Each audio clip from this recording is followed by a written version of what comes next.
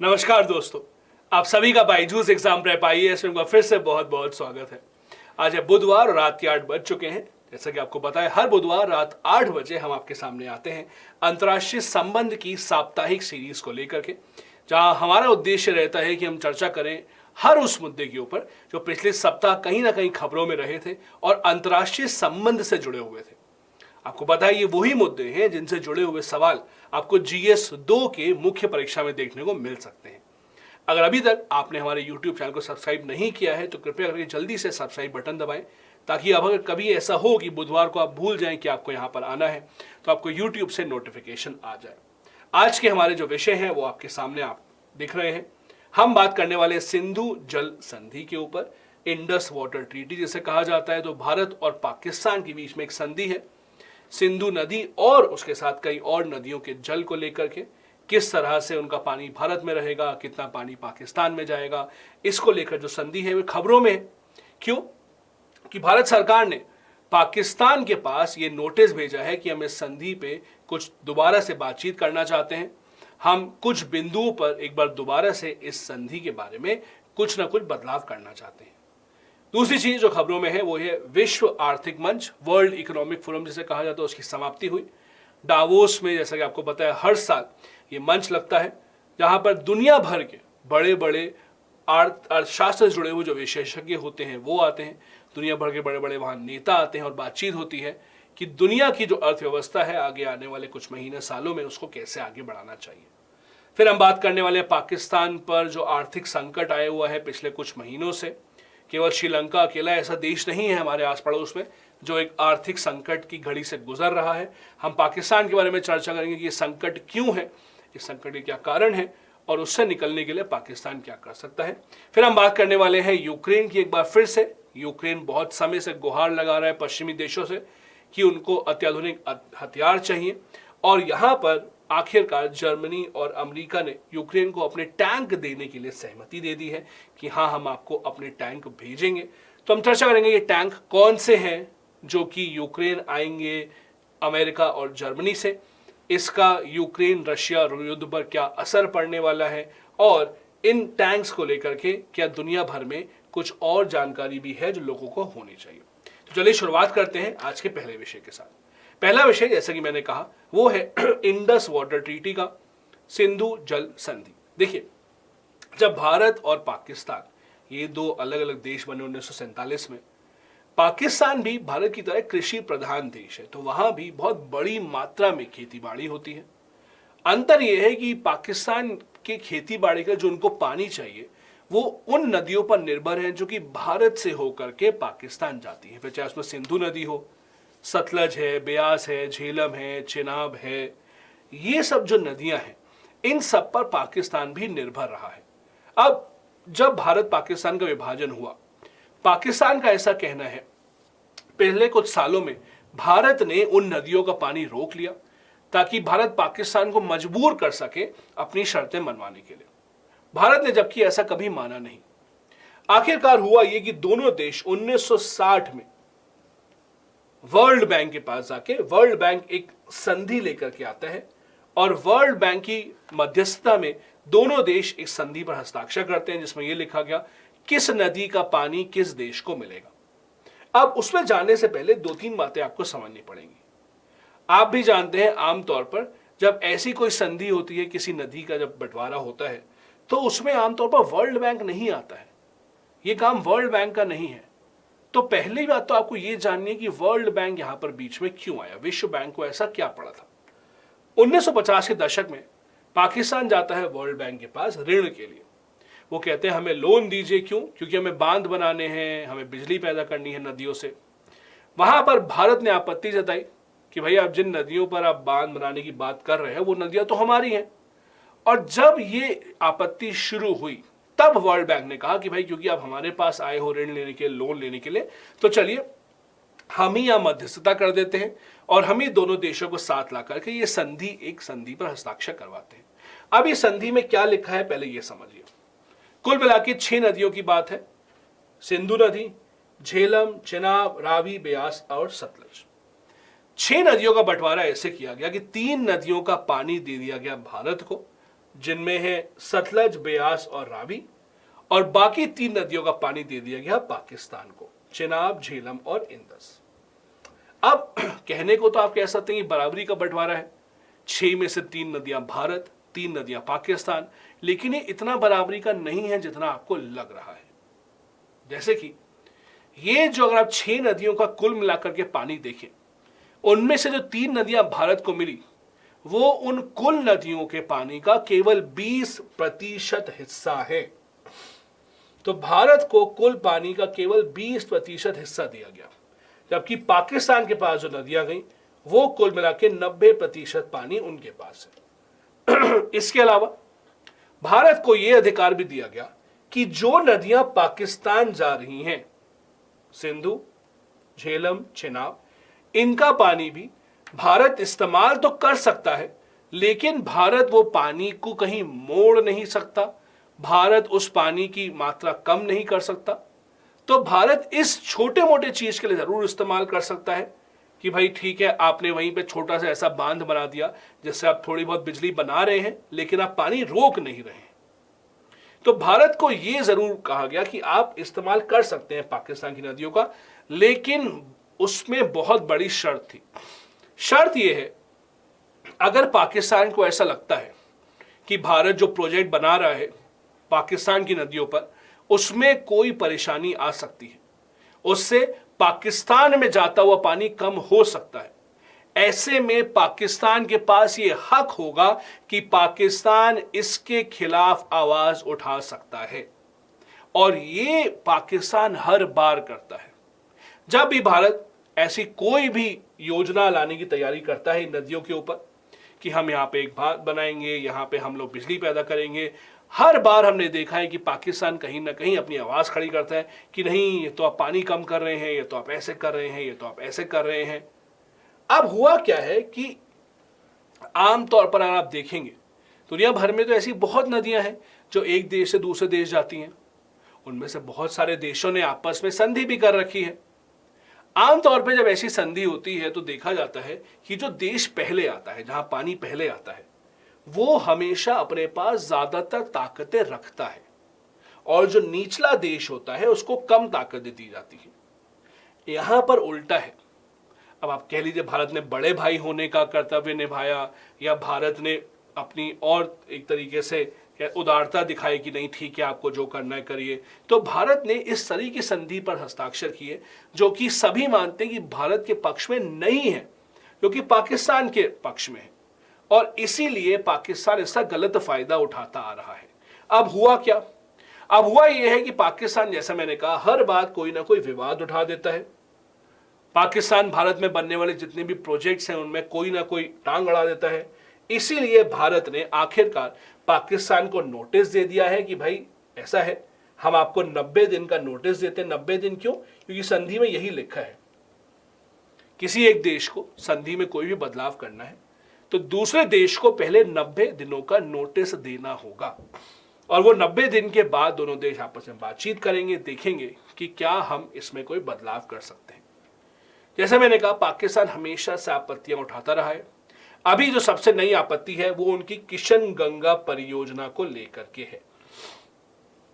चेनाब नदी पर जो हम देखते हैं एक और परियोजना भारत बना रहा है जिसे रतलेज जल विद्युत परियोजना कहते हैं, उन पर भी उन्होंने आपत्ति जताई है। और झेलम नदी पर जो किशन गंगा जो हमारे परियोजना है उस पर भी उन्होंने आपत्ति जताई है। ये दोनों नदियां, ऐसा कि आपको पता है, झेलम और चेनाब पाकिस्तान के हिस्से की हैं, लेकिन भारत को हक मिला है कि आप इन पे इस तरह से बिजली बना सकते हैं कि पाकिस्तान का पानी कम ना हो। पाकिस्तान इन परियोजनाओं में टांग अड़ाता है क्योंकि उनको लगता है कि इस तरह से इसमें विलंब पैदा कर सकते हैं और भारत को परेशानी में डाल सकते हैं। जैसे मैंने कहा, भारत को अधिकार मिले हैं पाकिस्तान की नदियों पर भी।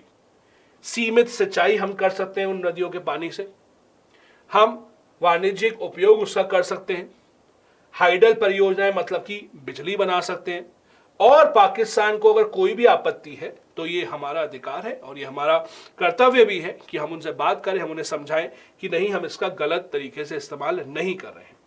अब इसमें 2-3 बातें आपको और समझनी पड़ेंगी। देखिए, ऐसा क्या हुआ कि भारत ने एकदम से पाकिस्तान को नोटिस भेज दिया? कि आप देखिए इतिहास, पाकिस्तान ने तो ऐसा बहुत कुछ किया है। जहां पे भारत को पहले ही ऐसा कदम उठा लेना चाहिए था।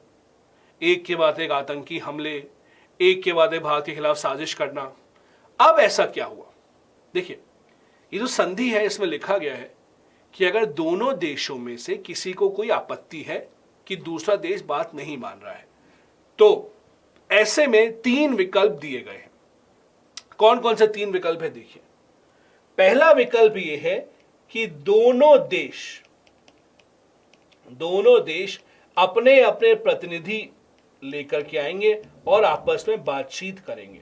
यह पहला विकल्प दिया गया है और यह हर साल होता है। हर साल इनको इंडस वाटर कमिश्नर बोलते हैं। हर साल दोनों देश अपनी तरफ से एक अफसर को बोलते हैं कि ये हमारे प्रतिनिधित्व करेंगे और ये बातचीत करते हैं दूसरे देश से कि सब कुछ ठीक चल रहा है कि नहीं। अगर इससे कुछ बात नहीं बनती तो दूसरा विकल्प दिया गया है कि जो विश्व बैंक है, इसमें मैंने कहा वर्ल्ड बैंक है, वो बीच में आता है और वो सुलझाने की कोशिश करता है, क्योंकि भाई उन्हीं की कराई हुई संधि है तो उनकी जिम्मेदारी है। और तीसरा फिर ये है कि अगर तब भी नहीं होता है तो आप अंतर्राष्ट्रीय स्तर पर जो कोर्ट है वहां आप जा सकते हैं, जो स्थानीय कोर्ट है अंतर्राष्ट्रीय स्तर पर वहां आप जा सकते हैं। ये तीसरा विकल्प है। अब पाकिस्तान ने क्या किया इस बार? जो पाकिस्तान को आपत्ति है किशनगंगा प्रोजेक्ट से, वो पहले ही अंतर्राष्ट्रीय कोर्ट चले गए, बजाय इसके कि वो पहले विकल्प मतलब भारत से बात करते, दूसरे विकल्प मतलब विश्व बैंक का इंतजार करते। उन्होंने सीधा ही तीसरे विकल्प पे छलांग लगा ली कि भाई हम तो जा रहे हैं अंतर्राष्ट्रीय कोर्ट, हम वहां पे बात करेंगे।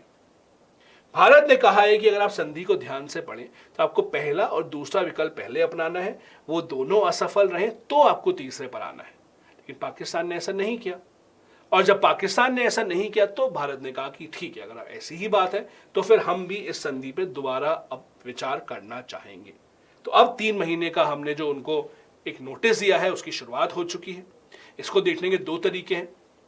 एक तरीका यह है कि हाँ, हमें बहुत पहले कर लेना चाहिए था, इतने सारे आतंकी हमले पाकिस्तान ने करवाए हैं भारत में, तो पाकिस्तान को तो पहले ही हमें जवाब दे देना चाहिए था, हमने इतनी देर क्यों करी। दूसरा एक पक्ष ये भी कहता है कि आपको समझना पड़ेगा, ऐसी कई सारी नदियां हैं जो भारत चीन से, तिब्बत से होके आती है, जो चीन के कब्जे में है, और चीन के साथ तो हमारा कोई समझौता है ही नहीं। तो अगर यही चीज चीन करे हमसे बदला लेने के लिए कि अच्छा आपने पाकिस्तान को कम पानी भेजा तो अब हम आपको कम पानी भेजेंगे, तो ये भी परेशानी का सबब बन सकता है। जब ब्रह्मपुत्रा जो नदी है जो तिब्बत से होके आती है, वहां पर चीन बहुत सारे बांध बना रहा है, पानी का जो भी रोकने के लिए, पानी का जो बहाव है चीन उसको रोकने की कोशिश कर रहा है, तो ये भारत के विरुद्ध भी जा सकता है। अगली खबर, वर्ल्ड इकोनॉमिक फोरम विश्व आर्थिक मंच समाप्त हो गया। ये डावोस में होता है, इस बारे में थोड़ी बहुत चर्चा हम पहले भी कर चुके थे। ये एक ऐसा मंच है जो कोई सरकार, कोई अंतर्राष्ट्रीय संस्थान नहीं कराता है। ये शुरुआत हुई थी कि कुछ थोड़े बहुत ऐसे बहुत बड़े नामी गिरामी लोग थे जो कि बड़ा उनका कारोबार था, कारोबारियों ने मिलकर के इसकी शुरुआत की कि हम चाहते हैं कि दुनिया भर से लोग आएं और बातचीत करें कि अर्थव्यवस्था को कैसे आगे लेकर के जाया जाए। स्विट्जरलैंड में बहुत सुंदर सी जगह है डावोस, वहां पर ये होता है। अब लोगों ने क्या करा, एक एक करके जब इसकी महत्वता बढ़ना शुरू हुई तो दुनिया भर में आप देखिए राष्ट्रपति, प्रधानमंत्री देशों के यहां पर आते हैं, बातचीत करते हैं। तो ये बहुत एक अहम, एक मान लीजिए जगह बन गई है, एक बहुत अहम संस्थान बन गया है ये अपने आप में, जबकि किसी सरकार से कोई लेना देना नहीं है। ये जनवरी के महीने में आमतौर पर होता है हर साल। डावोस 2023 जो हुआ उसकी जो थीम थी वो थी खंडित दुनिया में सहयोग। मतलब दुनिया इस समय बहुत ही छोटे छोटे भागों में बंट चुकी है। कहीं युद्ध चल रहा है, युद्ध में जो 2 पक्ष हैं, कोई देश एक पक्ष के साथ खड़े हैं, कोई देश दूसरे पक्ष के साथ खड़े हैं। ऐसे में भी दुनिया में कैसे सहयोग रहना चाहिए उसके बारे में बातचीत थी। तो मुख्य बिंदु थे इन पर बातचीत हुई वो ये था, जलवायु पर व्यापार मंत्रियों का गठबंधन, मतलब कि कितने देश, कौन कौन से देश हैं जो आपस में आकर के बातचीत कर सकते हैं कि किस तरह से जलवायु पर जो व्यापार है उस पर नया गठबंधन बनाया जाए। दुनिया भर में किस तरह से कोशिश रहेगी कि मुक्त व्यापार, बिना किसी टैक्स का जो व्यापार है उसको बढ़ावा दिया जाए, और कैसे ये मानवता के हित में हो। व्यापार ऐसा ना हो कि कुछ लोगों को सताया जाए, कुछ लोगों का उत्पीड़न किया जाए। कुछ ऐसा व्यापार हो गठबंधन के साथ कि जब टैक्स कम किए जाए तो सभी का फायदा हो और वो हमारे पर्यावरण के भी फायदे की ही बात करें। इसके अलावा मुख्य अर्थशास्त्री का आउटलुक लॉन्च किया गया, जिसने ये बताया कि 2023 में पूरे विश्व में आर्थिक मंदी आने की उम्मीद है। इसके बहुत सारे कारण हैं। दुनिया भर में आप देश को देखें, दुनिया भर के देशों को, तो बहुत अच्छी अर्थव्यवस्था कहीं की भी नहीं चल रही है। रूस यूक्रेन का युद्ध खत्म होने का नाम नहीं ले रहा है, आगे बढ़ रहा है, हथियार और डाले जा रहे हैं। चीन जो कि ऐसी एक बड़ी अर्थव्यवस्था है जो साल दर साल बहुत ज्यादा लगातार अपनी एक ग्रोथ दिखाता रहा है, अपनी बढ़त दिखाता रहा है, लेकिन अब चीन में भी मंदी आ रही है। जैसे कि हमने देखा है, चीन ने भी कोविड-19 में जो उनके लॉकडाउन थे उनको बहुत बढ़ाया। अभी चीन में कोविड के केसेस इतने सारे निकल रहे हैं कि उनको परेशानी हो रही है। वही हाल जो और देशों का पहली और दूसरी वेव में था, वो हाल अब चीन का है। तो चीन से भी बहुत उम्मीदें नहीं है। वहीं पर पृथ्वी क्रिया को बढ़ावा देना, जैसे मैंने कहा, जो जलवायु का संकट है उसको निपटने के लिए कोशिश की जा रही है कि जितने विकसित देश हैं ज्यादा से ज्यादा कोशिश करें विकासशील देशों की मदद करने की। विकासशील देश जो कि विकसित देशों तरफ देखते हैं कि हमें, अगर आप चाहते हैं कि हमारा कारोबार बढ़े, आप चाहते हैं कि हम अपने जो ऊर्जा के स्रोत हैं उनको बदलें, अगर आप रिन्यूएबल एनर्जी की तरफ जाना चाहते हैं तो उन सबको विकसित देशों से मदद की जरूरत है। यही नहीं, हर साल $3 ट्रिलियन तक उत्पन्न करने की जरूरत है अगर ऐसा करना है। इसके अलावा वैश्विक सहयोग ग्राम की बात हुई कि भाई दुनिया भर के लोगों को आपस में कोलैबोरेशन करना चाहिए। इसे ग्लोबल कोलैबोरेशन विलेज कहा गया कि अगर पूरे दुनिया को आगे बढ़ना है तो अकेला कोई देश आगे नहीं बढ़ सकता, हर देश को आपस में सहयोग करना पड़ेगा। भारत को लेकर भी थोड़ी सी बात हुई। भारत एट 100, मतलब कहा गया कि भारत जब 100 साल पूरे करेगा अपनी आजादी के, तो एक रिपोर्ट निकाली गई जिसमें भारत सरकार ने कहा हमें उम्मीद है कि हम $26 ट्रिलियन की अर्थव्यवस्था बन पाएंगे। थोड़ा आपको तुलना के लिए बता दूं, अभी हम $3 ट्रिलियन के आसपास की अर्थव्यवस्था है और हमारा अगर 9 गुना तक हमें पहुंचना है, लगभग 8 से 9 गुना तक, हमने कहा है कि 2047 तक हम वहां पहुंच सकते हैं। जैसे आपको पता है, प्रधानमंत्री ने अभी कुछ सालों पहले भारत को एक $5 ट्रिलियन इकोनॉमी बनाने की मुहिम छेड़ी थी, लेकिन वो जो कोरोना आया, लॉकडाउन हुआ, जिससे अर्थव्यवस्था को बहुत बड़ा धक्का पहुंचा, उससे वो मुहिम बिल्कुल काफ़ी हल्की हो गई। अब सरकार उस बारे में ज़्यादा बातचीत भी नहीं करती है, लेकिन हम काफ़ी समय से $5 ट्रिलियन इकोनॉमी की बात कर रहे हैं और अब ये रिपोर्ट आई है इंडिया एट 100 कि 100 साल पूरे करने पर हम $26 ट्रिलियन की इकोनॉमी तक भी बन जाएंगे। जैसा कि मैंने आपको शुरुआत में भी कहा था, जो डावोस में ये शिखर सम्मेलन होता है ये केवल अर्थव्यवस्था से बहुत बड़ा हो चुका है। जब इसकी शुरुआत हुई थी तो केवल अर्थव्यवस्था के लिए ही था। दुनिया भर की अर्थव्यवस्था में क्या बदलाव करने चाहिए, कैसे आपस में 2 देश 3 देश मिल करके समूह बना सकते हैं जिससे सबका व्यापार बेहतर हो। अब लेकिन आप देखें, पिछले कुछ सालों में अर्थशास्त्र से बढ़कर, अर्थव्यवस्था से बहुत बढ़कर चीजें डावोस में चर्चा होती है। यहीं तक नहीं, इन्होंने कुछ युद्ध भी टालने के लिए कुछ ना कुछ कदम उठाए हैं। 1988 में ग्रीस और तुर्की ने युद्ध टाल दिया था जब दोनों देशों ने डावोस में आकर के घोषणा पत्र पर हस्ताक्षर किए थे। तो ये जो डावोस है, कहा जाता है कि संयुक्त राष्ट्र वो नहीं कर पाता जो कि डावोस के शिखर सम्मेलन में आकर के हो जाता है, क्योंकि यहां पर केवल नेता नहीं आते हैं, बड़े बड़े अर्थशास्त्री आते हैं, मशहूर हस्तियां, बड़े बड़े कारोबारी आते हैं, बहुत बड़े बड़े लोग आते हैं जो अपनी बात रखते हैं यहाँ पे, और ये पूरे विश्व को एक संकेत देता है कि हमारी अर्थव्यवस्था किस दिशा में आगे बढ़ रही है। अगली खबर हमारे पड़ोस से है, पाकिस्तान का आर्थिक संकट जो बहुत बहुत लंबे समय से अब चर्चा में रहा है। अगर हम देखें अपने आस पड़ोस में, श्रीलंका अकेला ऐसा देश नहीं है जहाँ पे ऐसा आर्थिक संकट बना हुआ है। पाकिस्तान में भी आर्थिक संकट है। पाकिस्तान के बारे में बस बात इसलिए नहीं होती क्योंकि वहाँ पे और इतनी परेशानियां हैं। जैसे आपने कल ही देखा वहाँ पर कि अभी वहाँ पे जो आत्मघाती हमला हुआ, इतने लोग मरे वहाँ पे एक मस्जिद में, तो क्योंकि बाकी खबरें इतनी चर्चा में आती हैं और श्रीलंका का भी क्योंकि ज़्यादा बुरा हाल है तो श्रीलंका के बारे में पहले चर्चा होती है, तो कई बार हम भूल जाते हैं कि पाकिस्तान में भी बहुत बड़ा आर्थिक संकट बना हुआ है। $1 कीमत 255 पाकिस्तानी रुपया हो चुका है। पेट्रोल की कीमतें बहुत ज़्यादा बढ़ रही हैं, डीजल की कीमतें बहुत ज़्यादा बढ़ रही हैं। आपने देखा अभी हाल ही में कुछ ही दिन पहले लगभग आधा देश जिसकी बिजली कट गई, बिजली नहीं थी, वहाँ पे उनकी जो पावर लाइन थी वो फेल हो गई। मतलब लगभग अंग्रेजी में एक शब्द है इसके लिए, अंग्रेजी में इसको कहते हैं परफेक्ट स्टॉर्म। परफेक्ट स्टॉर्म का मतलब है कि जो कुछ गलत हो सकता है वो सब कुछ गलत हो रहा है। घर से निकले आप तो आपने देखा आप अपना पर्स नहीं लाए हैं, निकलते हैं तो आप दरवाज़ा बंद करते हैं, देखते हैं अरे घर की चाबी भी अंदर रह गई है। थोड़ा आगे जाते हैं, देखते हैं अरे फ़ोन भी आपका ख़राब हो गया, फ़ोन कोई चुरा के ले गया है। कहीं और आप शिकायत करने जाते हो तो आपका एक्सीडेंट हो जाता है। सब कुछ जो गलत हो सकता है वो हो रहा है। इसको परफेक्ट स्टॉर्म बोलते हैं जो पाकिस्तान में हो रहा है। अभी आप देखिए पाकिस्तान में मुद्रास्फीति 25% के आसपास तक मुद्रास्फीति पहुंच गई है। ग्रामीण इलाकों में 29% करीब मुद्रास्फीति है। तो चीज़ें इतनी महंगी हो रही हैं कि लोगों के हाथ में पहले तो पैसा ही नहीं है और जो पैसा है उसका मूल्य ही खत्म होता जा रहा है और ये बहुत लंबे समय से चल रहा है। पाकिस्तान बार बार IMF पे जाता रहा है अपना कर्जा लेने के लिए। चीन से बहुत कर्जा लिया है, सऊदी अरब से बहुत कर्जा लिया है।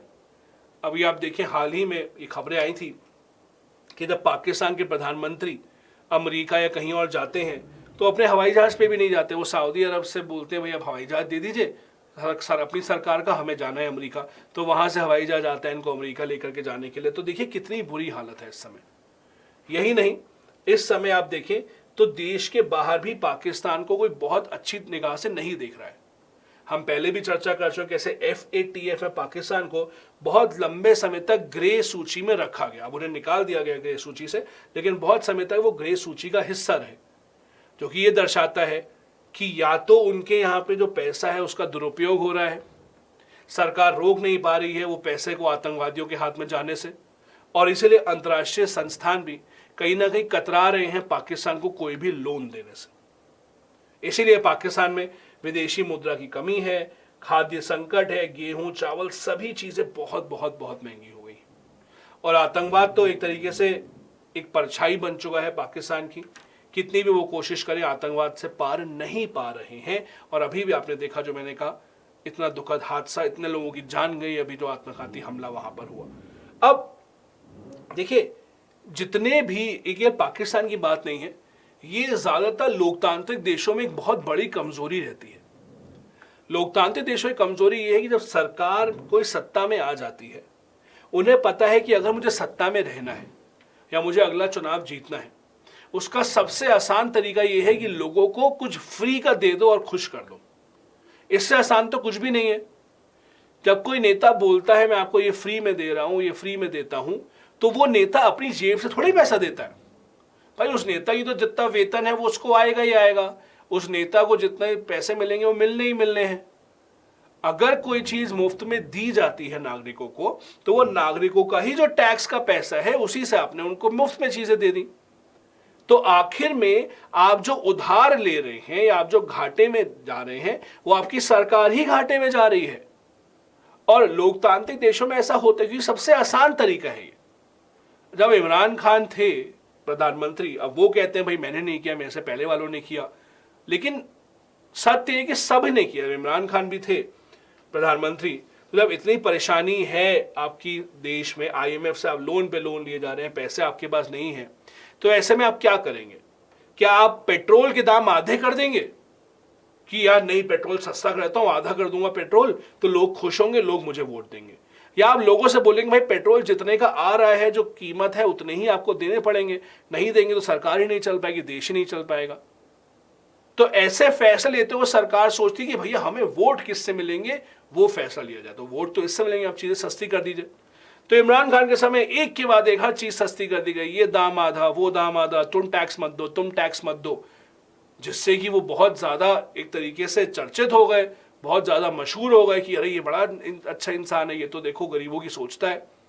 लेकिन आप ये नहीं देख रहे कि वो गरीबों की सोचता है के चक्कर में आपने क्या हाल कर लिया है देश का, कि आप देश में जो लोग हैं उन्हीं से आप निवाला छीन रहे हैं। और अब जब अगली सरकार आती है, जैसे अभी आई शहबाज शरीफ की सरकार, अब उनके पास कोई विकल्प ही नहीं है, या तो वो देश को कंगाल कर दे, वो भी यही हरकत करे और कुछ सालों में देश कंगाल हो जाए, कुछ पैसे नहीं बचेंगे, या फिर आप देश को अगर ठीक करने को कदम उठाएंगे तो आपको चीजें महंगी करनी पड़ेंगी, और चीजें महंगी करेंगे तो फिर लोग तो भाई फिर आपसे गुस्सा होंगे ही होंगे। और यही वहां पर हो रहा है इस समय कि करे कोई और भुगते कोई। आप अच्छी चीज कर रहे हैं तो भी आप भुगत रहे हैं, और ये लोकतांत्रिक देशों की कमजोरी है।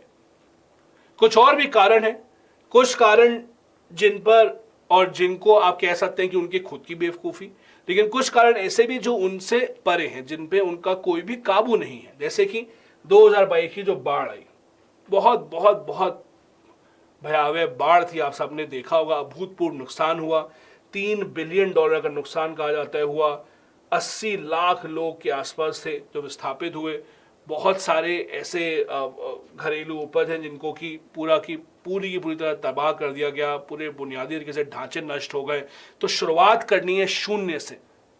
इसके अलावा असमान और चक्रीय आर्थिक नीतियां, जैसे मैंने कहा कि जो आर्थिक नीतियां हैं पाकिस्तान की, सरकार दर सरकार, हर एक सरकार के बाद अपनी सरकार जो नीतियां लेकर के आई है कि हमें वोट ज्यादा मिल जाए, वो अब देश को ऐसी परिस्थिति में लेकर के जा चुका है कि अब पाकिस्तान के पास कुछ बचा ही नहीं है जिसपे वो जाकर के और पैसे निकाल सके। यूक्रेन रूस का युद्ध, इस युद्ध ने सभी देशों पर कोई ना कोई प्रभाव डाला ही है। अब देखिए, यूक्रेन रूस के युद्ध से क्या हुआ, दुनिया भर में कुछ समय के लिए तेल और गैस की कीमतें बहुत बढ़ गई। जिस तरह से भारत ज्यादातर तेल बाहर से लेता है, भारत अपने हिसाब से अपनी खुद के लिए केवल 14-15% तेल भारत के यहाँ निकलता है, बाकी हमें तेल सब बाहर से ही लेना पड़ता है। जो हम बाहर से तेल आयात करते हैं, अब उसमें परेशानी है, हमें ज्यादा पैसे देने पड़ते हैं, विदेशी मुद्रा में चुकाना पड़ता है। पाकिस्तान के पास भी एकदम यही परेशानी है, वहां भी तेल खुद का नहीं है, उन्हें तेल बाहर से लेना पड़ता है। जब तेल आप बाहर से मंगवाएंगे, आप पैसे देंगे, महंगा होगा तो भाई आपसे ज्यादा पैसे लिए जाएंगे। तो यूक्रेन रूस का युद्ध, जिससे कि खाद्य पदार्थ महंगे हुए, गेहूं चावल ये सब महंगा हो गया, तेल की कीमतें बढ़ गई कच्चे तेल की कीमतें, खाने वाले की तेल की कीमतें, तो उससे भी अर्थव्यवस्था पर बहुत बुरा असर हुआ, दुनिया भर की अर्थव्यवस्था पर। और पाकिस्तान भी इससे अछूता नहीं है। उनके खुद के स्थानीय मुद्दे, जैसा कि मैंने कहा, उनकी भी उसी तरीके की राजनीति है जो ज्यादातर लोकतांत्रिक देशों में होती है। वोट लेने के लिए आप कम दाम पे चीजें दीजिए, सस्ती चीजें दीजिए। इनकी मुद्रा का अवमूल्यन भी किया जाता है, जिससे आयात बहुत महंगा हो जाता है, कीमतें बहुत ज्यादा बढ़ जाती हैं। और इसके अलावा क्योंकि पाकिस्तान ने, और ये कहना अच्छा नहीं लगता, लेकिन पाकिस्तान ने जितने भी उनके पास पैसे हैं, उनका अगर आप इस्तेमाल यही करेंगे कि हथियार ज्यादा से ज्यादा ले लें, हम कोशिश करें कि अपने आस पड़ोस के देशों में किस तरह से दखल अंदाजी करें, भारत को परेशान करते हैं, चलो अफगानिस्तान को परेशान करते हैं, चलो तालिबान की मदद करते हैं, मजा आएगा। तो जब आपके पास जो थोड़ा बहुत पैसा है, उसको भी बजाय इसके कि आप अपने विकास में लगाएं, आप आस पड़ोस में दखल अंदाजी करने के लिए, हस्तक्षेप करने के लिए ही इस्तेमाल करेंगे, तो कहीं ना कहीं वो बाद में आप ही को परेशानी देगा। जैसे कि कृषि उद्योग में कोई भी तकनीक का बहुत इस्तेमाल नहीं हुआ है, भूमि सुधार में कोई नहीं ध्यान दिया गया है। अगर चीन से दोस्ती भी है तो चीन से ये नहीं कहते कि अरे बताइए भाई हम किस तरह से और चीज उगाए, किस तरह से हम अपनी जो कृषि उद्योग है उसको कैसे बेहतर करें, नहीं, उनसे भी कहते हैं आप यहाँ पर एक रोड बना दीजिए ताकि भाई हम लोग बोल सकें ये वाला इलाका हमारा है, भारत का नहीं है। तो इस तरह की चीजों पर बिल्कुल भी ध्यान नहीं दिया गया है, क्योंकि ध्यान वही है, क्या हम कुछ ऐसे हथियार ला सकते हैं जो भारत के पास नहीं है, क्या हम तालिबान को जैसे मदद कर सकते हैं कि वो अमेरिका को हरा दे। तो जब आपकी इस तरीके की सोच होगी तो कहीं ना कहीं आखिर में आपको लगेगा ही कि कुछ ना कुछ परेशानी में आप बैठ चुके हैं। थोड़ी बहुत कोशिशें की हैं पाकिस्तान ने, मैं ये नहीं कहूंगा कोशिश नहीं कर रहे हैं। आईएमएफ बार बार जा रहे हैं फंडिंग के लिए, लेकिन देखिए आईएमएफ के पास जाना, आईएमएफ कोई मुफ्त का पैसा तो देता नहीं है। आईएमएफ पैसा दे तो अच्छा खासा ब्याज दर पे देता है, शर्तें अलग लगाते हैं कि ये शर्त है इतना टैक्स लगाओ, इतना टैक्स लगाओ, वेतन कटौती करो, ये सब। अब वही बात है, लोकतांत्रिक देश में आपने पहले तो मुफ्त में चीजें बांट दी, अब आप लोगों से बोलोगे अब आप मुझे पैसे दो क्योंकि आईएमएफ को देना है, तो कोई भी अच्छा नहीं मानेगा। तो पिछली सरकार ने मुफ्त में बांट दी और ये सरकार कह रही है पैसे दो, तो इस तरह से आईएमएफ की फंडिंग भी वापस करने में परेशानी है। हाल ही में जेनेवा में अभी शुरू हुआ climate resilient Pakistan, climate resilient Pakistan के बारे में बात की गई। जो पाकिस्तान में, जैसा मैंने कहा, बाढ़ आई तो दुनिया भर के देशों ने उसे देखा, दुनिया भर के देशों ने मदद करने की एक तरीके से वादा भी किया पाकिस्तान को, तो थोड़ी बहुत मदद मिलना शुरू हुई भी है। 3 मैं उदाहरण देता हूं आपको जहां से मदद मिल रही है।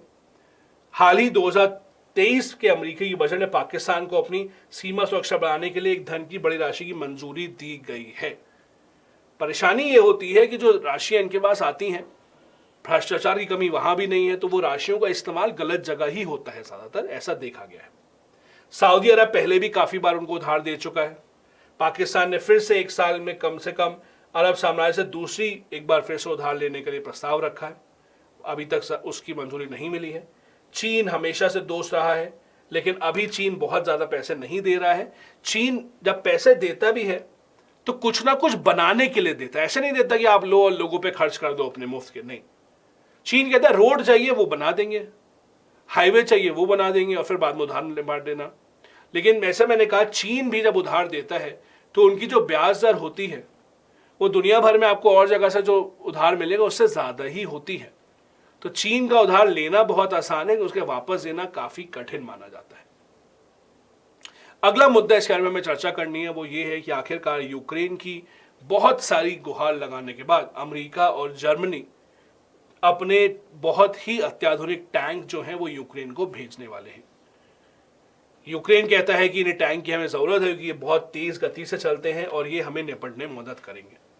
अब देखिए, संयुक्त राष्ट्र जो है और जर्मनी दोनों ने ही टैंक देने की जो उनकी गुहार है उस पर कहा कि हाँ ठीक है हम आपको टैंक देंगे। कौन कौन से टैंक है? अमेरिका 31 MA अब्राम टैंक देगा, जर्मनी 14 तेंदुआनी लेपर्ड टैंक है, एक्चुअली लेपर्ड 2 नाम है टैंक का, लेपर्ड 2 टैंक 14 है जो जर्मनी देंगे। तो अब आप दो तरीके से इस खबर को देख सकते हैं। एक, आप कहीं अरे बड़े अच्छे टैंक आ रहे हैं, अब तो पूरी युद्ध बदल जाएगा, लेकिन ये कितने आ रहे हैं? 31 अमेरिका से आ रहे हैं, 14 जर्मनी से आ रहे हैं, मतलब कुल मिला के 45 टैंक। और ये भी अभी सहमति दी गई है, अभी आ नहीं रहे हैं, इनको शायद आने में और इस्तेमाल होने में अभी भी कई हफ्ते लग जाएंगे। रूस को ये पसंद आएगा? बिल्कुल नहीं। तो रूस ने पहले ही धमकी दे दी कि आपको ये नहीं करना चाहिए था, आप दखलंदाजी ना करें।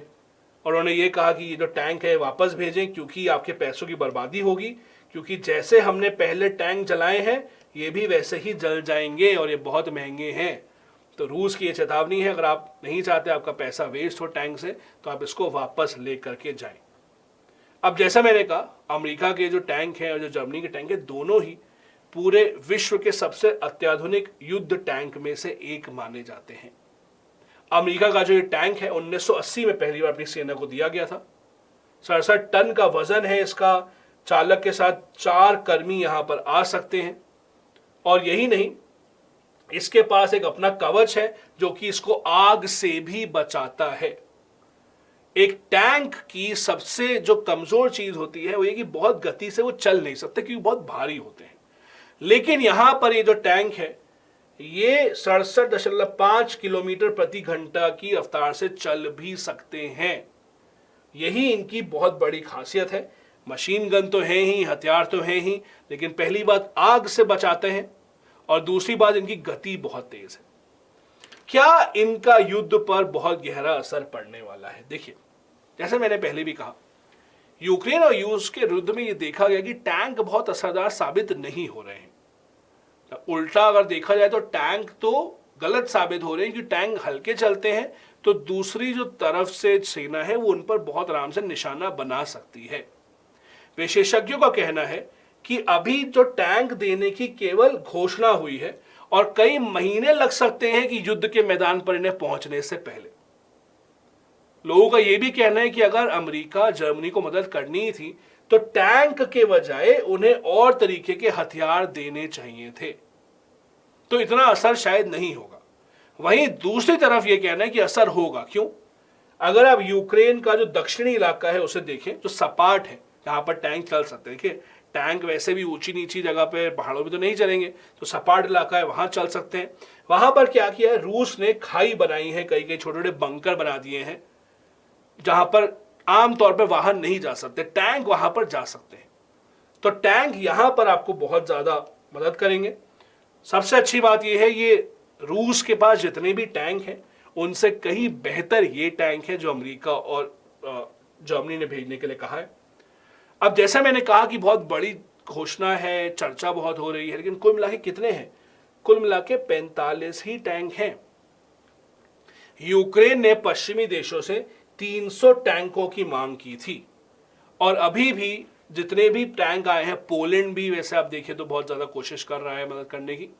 अभी भी आप देखिए कितने टैंक आए हैं, कुल मिला के संख्या जोड़ें तो 100 भी नहीं पहुंचती है। कुल संख्या अब भी 100 से कम है। तो एक तरफ तो आप कह सकते हैं घोषणा बहुत अच्छी है, ये एक बार फिर दिखाता है कि पश्चिमी देश यूक्रेन को कह रहे हैं कि आप चिंता मत करिए, आप अकेले नहीं हैं। दूसरी तरफ ये कोई इतना बड़ा आंकड़ा नहीं है जिससे कि युद्ध पर बहुत बड़ा असर पड़ने वाला है। ये थे हमारे आज के महत्वपूर्ण खबरें जिन पर हम आपसे चर्चा करना चाहते थे। मैं उम्मीद करता हूं कि आपको समझ में आ रहा होगा कि अंतर्राष्ट्रीय संबंध से जुड़ी हुई जो हमारी सीरीज है वो आपके लिए कितनी महत्वपूर्ण है। मैं उम्मीद करता हूं कि आप हर बुधवार रात 8 बजे यहां पर आएं, और नहीं आ पाते हैं किसी भी कारण से तो बाद में इसे जरूर देखें। अगर आपने अभी तक हमारे YouTube चैनल को सब्सक्राइब नहीं किया है तो अभी के अभी सब्सक्राइब बटन दबाएं। कमेंट सेक्शन में बताएं, हम सारे कमेंट पढ़ते हैं कि ये सीरीज आपको कैसी लग रही है, आपको किसी भी तरीके की मदद चाहिए, किसी भी तरीके की और विषय पर आप हमसे सीरीज चाहते हैं कि नहीं। देखने के लिए बहुत बहुत धन्यवाद। जय हिंद।